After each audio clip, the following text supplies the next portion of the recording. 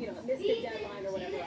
This was fairly substantially on the merits, right?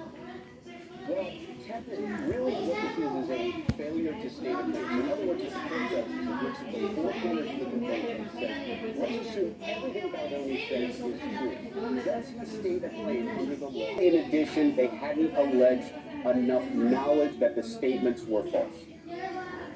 So does Baldoni have any recourse here? Could he... the tortious interference with contract and breach of the duty of good faith in a contract. Those sound like a lot of words, but I will tell you, having filed these claims myself, these are not considered nearly as powerful as some of the other claims, but I typically add them at the end of a laundry list of allegations or counts. It's usually the last or second to last counts, so it's not the strongest claim, and it's little consolation that he can go back and refile those claims. In a statement, Blake Lively's team calls this a total victory and complete vindication. In your view, is it? I would call it a near total victory because Baldoni's complaint is certainly on life support at this stage, but not completely gone. I'm really curious to see what, if anything, even really remains and what they choose to refile.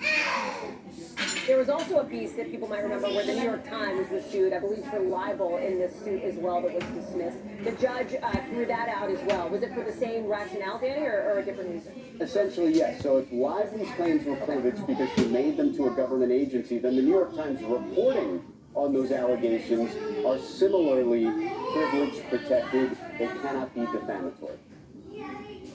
Danny Savalos putting it into plain English for us tonight, as always. Danny, thank you very much for that. Let's get you over to the 5 things our team thinks you should know about tonight. Number 1, a Colombian presidential candidate is in critical condition right now after being shot in the head during a rally this weekend, according to doctors. You can see hundreds of people gathered outside the hospital where he's being treated. Police say the suspect has been arrested. They're now looking into how the gun he allegedly used in the attack made its way from Arizona to Colombia. Number 2, have you heard about Sly Stone, the legendary singer, dying at the age of 82? He's best known as the frontman for Sly and the Family Stone, so think, everyday people dance to the music. His reps say he died from a long battle with lung disease and other health issues. He is being remembered by so many tonight. Number 3, new video shows a man being chased down the tarmac. Look at that at Heathrow over in London. The airport hasn't really confirmed, what is this about? Why was he out there? Why was he running? Who is he? An airport spokesperson says he was removed, obviously, and that airport operations are back to normal by now. Number 4, meteorologists are looking at a new hurricane that has formed off the west coast of Mexico, Hurricane Barbara, at 1 at the moment. But it is getting stronger here. The Hurricane Center has a couple warnings out now. They say life-threatening surf, the rip conditions are really intense at beaches along the coast there. We're watching that one to see if it turns into anything more.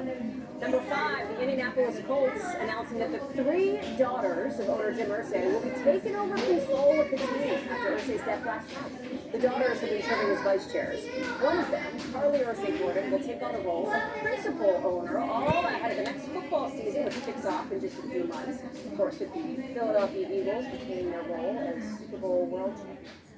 When we come back, we'll take you overseas, where Greta Thunberg's so-called Freedom Flotilla has apparently been intercepted. What we're learning about where the world-famous climate diabetes isn't enough. Or what if once weekly Manjaro could help? Manjaro helps your body regulate blood sugar and can help you eat less food. Plus, 3 out of 4 people reached an A1C of less than 7%. And people lost up to 25 pounds. Don't take Manjaro if you're allergic to it, or if you or someone in your family have medullary thyroid cancer or multiple endocrine neoplasia syndrome type 2. Stop and call your doctor right away if you have an allergic reaction, a lump or swelling in the neck, severe stomach pain or vision changes, serious side effects including pancreas and gallbladder problems. Taking Manjaro with sulfonylurea or insulin may cause low blood sugar. Tell your doctor if you're nursing, pregnant, plan to be, or taking birth control pills, and before scheduled procedures with anesthesia. Side effects include nausea, diarrhea, and vomiting, which can cause dehydration and may worsen kidney problems. I can do diabetes differently with Manjaro. Pay as little as $25 per month. Ask your doctor about Manjaro.